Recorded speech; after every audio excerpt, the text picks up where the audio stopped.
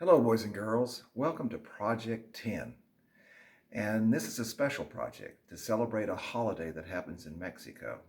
It's called Dia de los Muertos, or the Day of the Dead. Right now, I want to show you some videos that I took downtown at Hemisphere Park of some sugar heads and some altars that honor the Day of the Dead. I hope you enjoy them.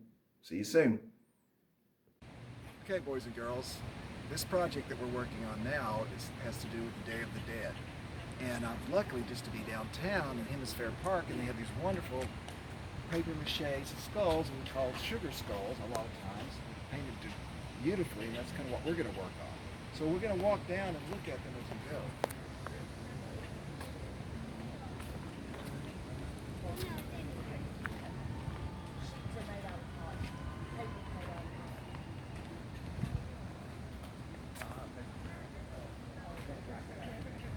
Okay, turn around. Okay, look at this one. You can see in the eyes they've got the Alamo. Very creative. Of course, they use lots of different creative colors. And when you make your sugar skull, that's kind of what you want to do too. You want to use a lot of variety of colors. So let's keep going. Let's see what we can see.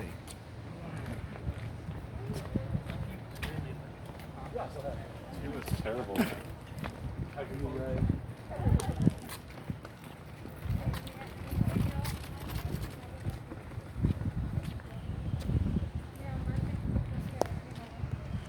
This one's got an eye patch. It's like a pirate Day of the Dead skull. Really fantastic.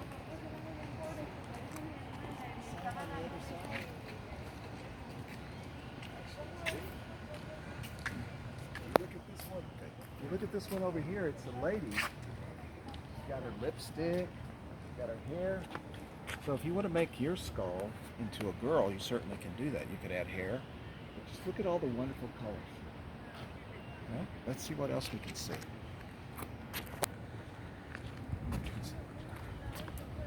Going on, coming up here. Oh, now we talk about using our imagination and creativity. And look at this. This isn't just a human skull. This is the skull of a cat. So if you decide you want to make your skull into an animal skull, here's a good way to do it. It's got the candles burning in the sky. Let's go on the flip side. Let's go around on the back and see if it's the same. And it's not. It's a whole other cat skull with a mustache, and it's got skulls in the eyes. Pretty amazing. Really amazing. And then over here is a dog, a perro. Flowers and roses. It's decorated beautifully, and that's kind of what you want to do when you do your skulls. Okay? So let's check this one down here. This is the Diablo, or the devil.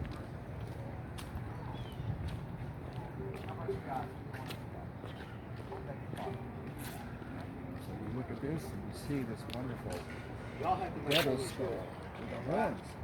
So you don't have to make it just like a normal skull. You can, of course, you want to color it with lots of different colors. Okay? There's a bandit taking the play. So we're going to stop right now. I hope you enjoyed the skulls, and you get to see some more stuff as we go along. See you later. Okay, here, boys and girls, what a wonderful find downtown. And when we're talking about our project that deals with the Day of the Dead, which falls on November the 2nd. Now, that's a big holiday in Mexico, but we celebrate it here too.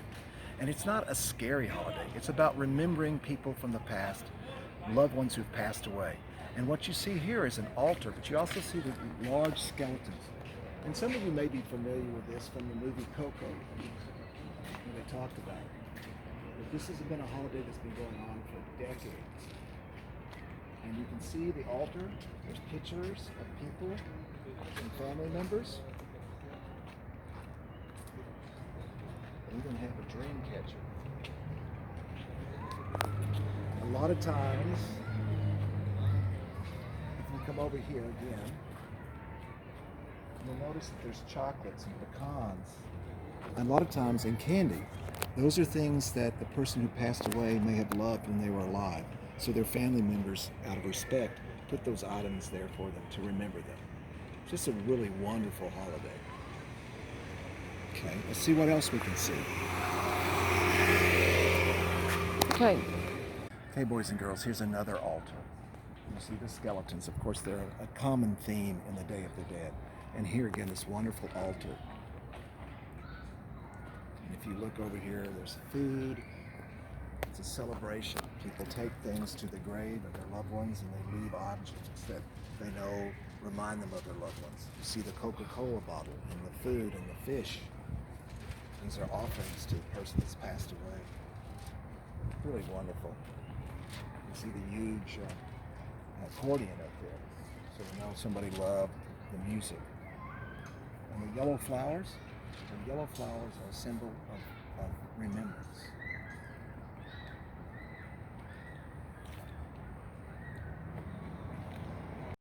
This is a very special altar. This is an altar for the people who've lost their life in COVID-19. And you see here again the skeleton, you see the pictures of people who have passed away here in San Antonio. And you see the skulls, the skeletons, the items of remembrance. This is a beautiful, beautiful altar. And then of course you see the Spanish, which life is precious. And I hope you've enjoyed seeing all these altars. And I look forward to what you can do for the Day of the Dead celebration. Talk to you soon. Okay, boys and girls, this is the last of this wonderful exhibition of artifacts for the Day of the Dead that I'm going to show you here at the Hemisphere Center in downtown San Antonio. This is a wonderful example of a sugar skull. You know, it's just a beautiful skull. It's painted with lots of bright colors. And you see the two bells in the eyes, and you see the bell there. And of course, they created this wonderful kind of reef. We show a reef or circle around the skull. So there's something for you to think about when you design your skull or your art that you're going to create for the Day of the Dead. Okay? I hope you've enjoyed this. It's been a lot of fun showing you all of this, and I look forward to seeing what you can do. Take care. Hey boys and girls, we're back. I hope you enjoyed the videos. Weren't those big heads amazing? And the altars were very touching, because remember, the altars are based on people who have passed away, people trying to remember their loved ones. Because the Day of the Dead is not a scary holiday. Even though it's about skeletons, it's not meant to be scary. Not like Halloween. It is a holiday in Mexico to remember the people in your families who've passed away.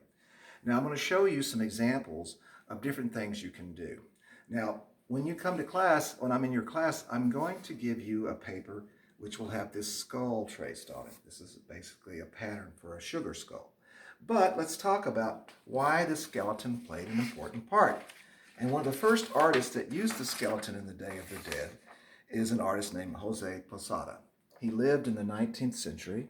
He was an artist. He did a lot of what we call printmaking, where he would carve into a wood block and then ink it up and put the paper on it and make a print. And he's probably the most famous artist that dealt with creating skeletons for the Day of the Dead. This image right here is probably one of his most. This is the lady, the famous lady with the hat. And you see she's drawn as a skeleton because he would draw all these people with skeletons to commemorate the Day of the Dead. Now, this one is a little bit on the scary side, I have to admit. You know, you see this guy, he's running around and there's actually some skulls down below him. So this one is a little bit scary. And then this one's kind of funny because it's supposed to be a real rich dude or a rich man walking around with a cigar and his hat. And you see the skeleton right there. You know, actually, I was influenced by Posada and I did some work with skeletons. This is actually a little styrofoam print. And some of you, the older kids, the older students in 5th grade and 4th grade may have done this already before. And you see I created these skeletons. And then, of course, we need to, I'll show you this big oil pastel drawing I did. It's about a bunch of artists. They got their paintbrushes and their artist hats, and they're all in a parade to celebrate artists and their skeletons. Okay? Now, what we're going to try to do is the sugar skull, the little pattern. But I'll give you some other alternatives that you can do. But here's a photograph of real sugar skulls. They're created and they were made by candy makers in Mexico and were sold on the Day of the Dead that you could actually eat them. They're made out of sugar and candy. Now, a lot of artists looked at these sugar skulls and said, you know what, I'm going to draw or paint an image of sugar skulls. So I'm going to show you several examples, okay? Now this one's in black and white. And you can see not only did they design the skull, they did decorations around the skull, which you can do with your project too. Okay, don't just decorate the skull, you can decorate around the skull. And here's another example, and these are in black and white. And you start out with your pencil, and then maybe you can outline with a marker, and then you can use colors. But you see the different designs that are put on the skulls. Really interesting. And then here's some examples of ones that have been colored. You see beautiful colors, the heart shape, the flowers in the eyes, and the flower decorations all around it. Pretty amazing. These are really nice. This one is an example I got off the internet of a real painting. And you can see they used a lot of rainbow colors. I always talk about variety of colors and how if you use a lot of different colors, it'll make your pictures much more interesting. And then this one right here, it's got a lot going on. It's really beautiful. Found this on the internet too. There's a honeybee at the bottom. There's a dragonfly. There's some wings. There's a frog. It's a snake. This really has to do with nature and the earth. There's some antlers and flowers, and mountains too. It's just really beautiful. Now here's one that I did just recently, because I've told you how I like to paint. So I drew a picture of a sugar skull, and then I decorated it, and then I painted, and you see how not only did I decorate the skull, but I decorated around the skull, and you certainly can do that too. And then I just did, kind of like Posada, I just did a skeleton head, and they're wearing kind of a crazy hat, and they have these big, beautiful flowers around them. It's a whole lot of fun. You can really have a lot of fun with this. Now, I do have some examples of students in the past that have done a job, and these were done on black paper. Unfortunately, we're not going to be able to work on black paper because we don't have access to the special crayons that you need, or enough that all of you could use them, because we can't share our materials right now. And this is really nice. They did a wonderful job on the design, and they used a variety of colors, and they decorated the outside too. And here's one too. That's really nice. And they used a lot of different colors. You can see all the different colors, the different shapes, swirls. They did a really good job on coloring this skull, the sugar skull. And here's one where the student didn't use my tracer, which is fine.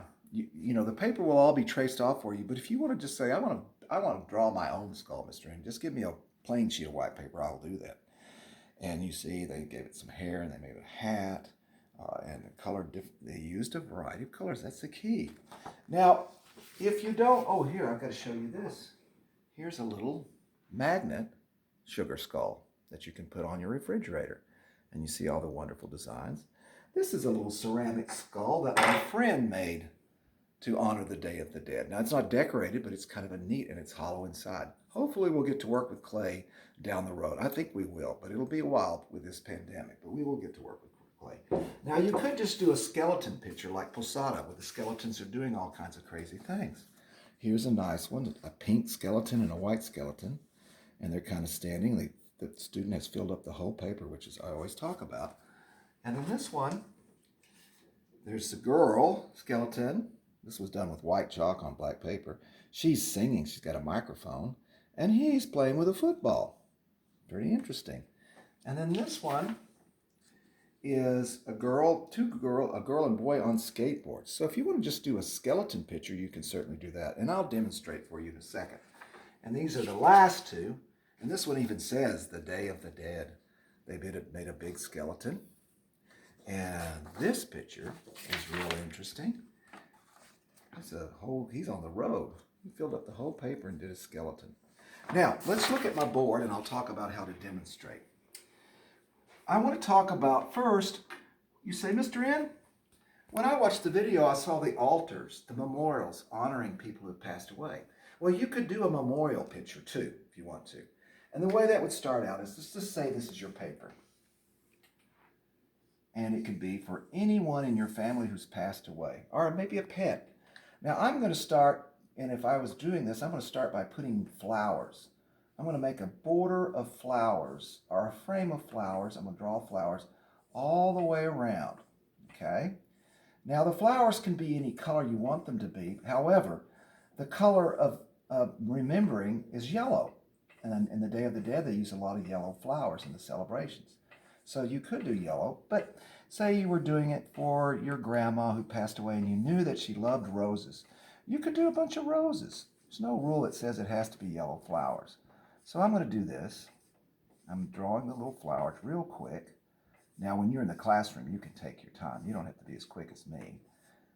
And I'm not going to color these today, but you are. When you're in the classroom, you can color your flowers.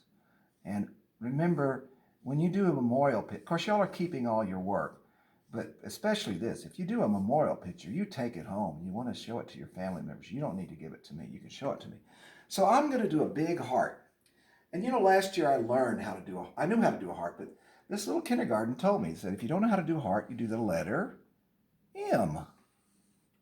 And then you do a big V, and there's a heart. And in the middle, I'm going to draw a little face, and I'm going to give it some hair and eyes. Now, I could be more complicated. I'm going to make it smile. And I am going to pretend, I'm going to put more hair. And I'm going to pretend that this is my mother, because I want to do one for my mom. She passed away a while ago. So I'm going to do a memory thing for my mom. I'm going to put mom. I could draw other things around here, more hearts, more flowers, or I could write words. I love you, heart, all kinds of stuff that make you think of your past loved one. Now, some of you may say, well, Mr. N, how do you draw? Now, the easiest way to draw a skull is what we call a keyhole. It's the old keyhole. Just draw it like that. And then you have eyes. The nose usually is a triangle shape. And then the mouth is just usually a big rectangle. And you can draw like that to show the teeth. You color this in usually. Color the eyes in. And you can also just do a circle. And once people see you draw in the eyes and they see you do the nose like this and they see you do the mouth like this, they're going to recognize it as a skull. Now, to do a body, let's say you said, Mr. N, I like those bodies. First of all, you start with the neck. Then you have the collarbone, like that. And then you'll have the arm. And I'm going to have this one arm going up. And there's part, like that. And then the wrist. And then the fingers. We'll do another one like that. He's saying hello to everybody. And then you do the sternum. And then you do the ribs, which are just curves like this. You just curve to do the ribs. Because we all have ribs. If you can actually touch your ribs, you can put a little line in here to make, because the ribs are actually, they're kind of circular. And when you get down here, you have what they call the pelvis. And it's like a curve like that. And you can curve it in and it kind of comes in like this. And then you have your legs. Now this is a real simple skeleton, but it works and everybody recognizes it as a skeleton. And then you have the bottom legs, which are in two parts. Same thing like here and like this. And then you do the ankle and then the foot. It's kind of like a triangle. And then don't forget to do the toes.